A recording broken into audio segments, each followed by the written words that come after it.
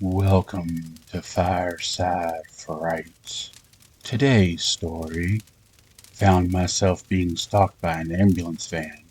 It wants to take me against my will. Is brought to you by Reddit user panasit. For the past 3 months, a green ambulance van was stalking me. It roams the street of Virginia, waiting for me to let my guard down. It all started when I was admitted to a hospital, against my will. In December 2022, the virus that stopped the world for 3 years finally got me. I was one of the last workers in my factory to get it. The good thing about getting the virus so late was that they already had a system in place. All I had to do was rest and recover in the staff's housing for 5 to 6 days. On the third day of isolation, at the height of my symptoms, I got a call from my supervisor's secretary. She said that a positive test result from a self-administered test was not enough. I need to go to the hospital and get a doctor's note. Not enough for who? I've never called in sick during the past 10 years. Do I really have to prove to anyone that I have this virus? She kept calling every few hours for my doctor's note. I can't block her calls because it was a landline. Realizing I would never get any rest, I gave in and asked the front desk to call me an ambulance. I waited for my ride at the outer wall of the factory. Then, a dirty, green-colored old van pulled up. It was a 1970s camper van. It had a small blue siren light on the roof, which was the only thing that told me that it was an ambulance. The trip was surprisingly short. Around here, we all went to a big hospital in Harrisonburg, Virginia, which was at least 40 minutes away. There was one other hospital that I could think of, but no one goes there. The hospital was a 2-story building in the middle of a cornfield. If somebody told me the building was abandoned, I would believe them. We pass it every day, but I have never seen any cars parked near it. 4 nurses in classic white nurse uniforms walked out to greet me. None of them wore a mask. They all smiled nervously as if they were being held at gunpoint. The nurses all seemed to be wearing heavy makeup. This might sound weird, but it felt like they were not wearing their skin comfortably. I almost wanted to shake them so that their inside would be more aligned with their skin, if that makes any sense. The nurses formed a line and guided me to a testing room. One of the nurses told me to sit.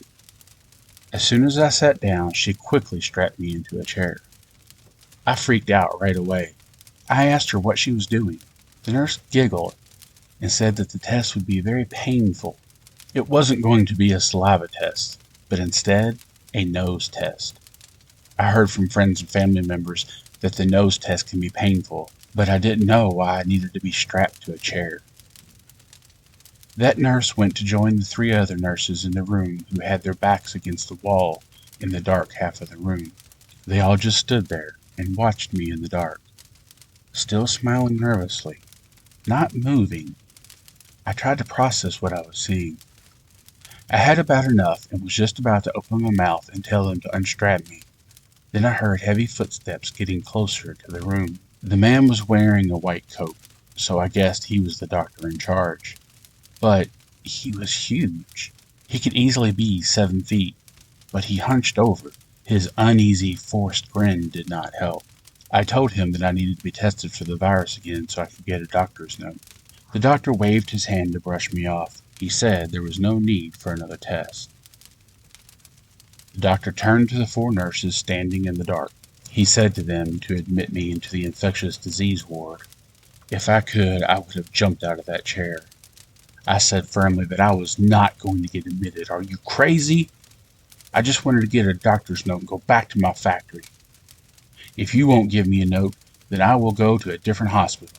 The doctor shook his head and said that he couldn't in good conscience release a patient who is still very sick from a highly contagious disease out to infect the general public.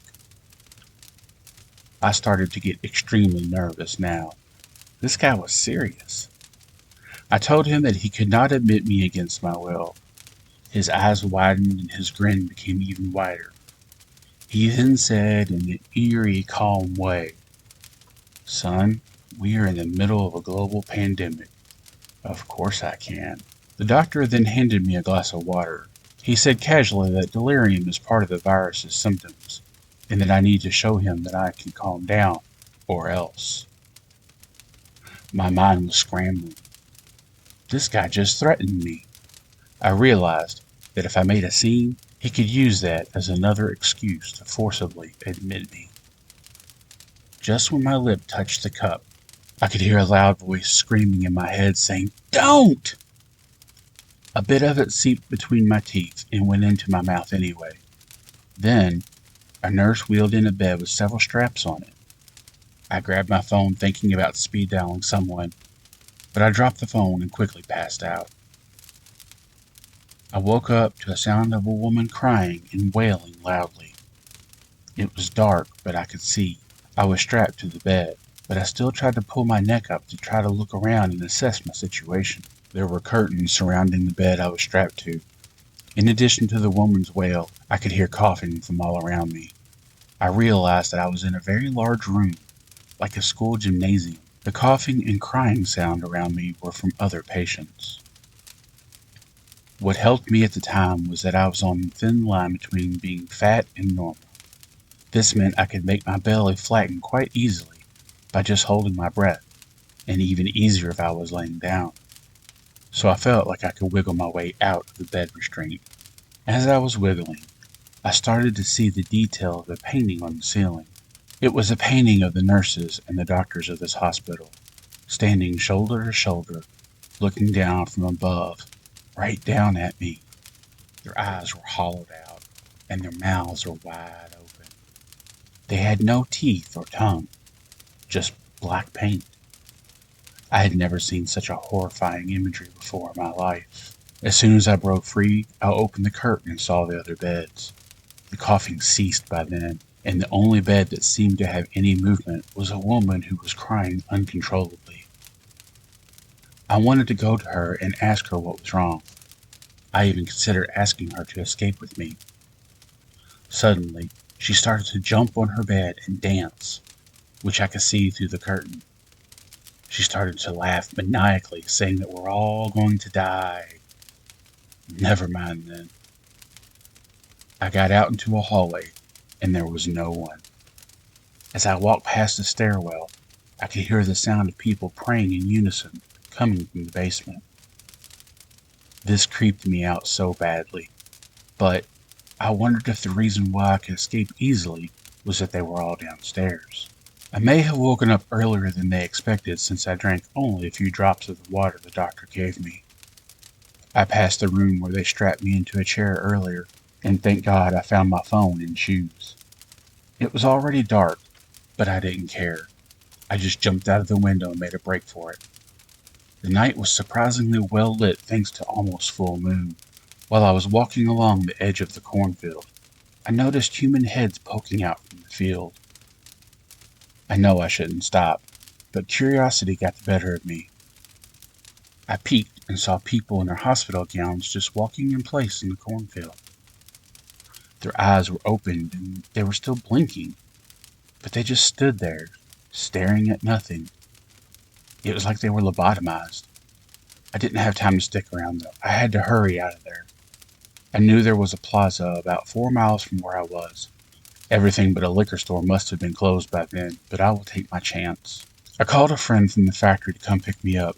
I told him that I had the virus, but I really needed his help and wondered if he could block out some part of his car for me. He said not to worry. His girlfriend just had the virus, and he still had to drive her around. I didn't realize I had such a nice and brave friend. To be honest, if someone had called me with such a request before I got the virus, I would have declined.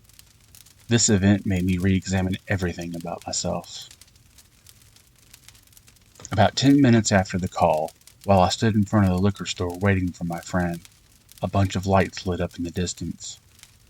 Those lights were coming from the cornfield. They finally knew I escaped. As I was getting into my friend's car, I could see the green ambulance van approaching from far away. My heart sank into my stomach. Is the van going to follow us? I kept glancing over my shoulder to see, but it never did.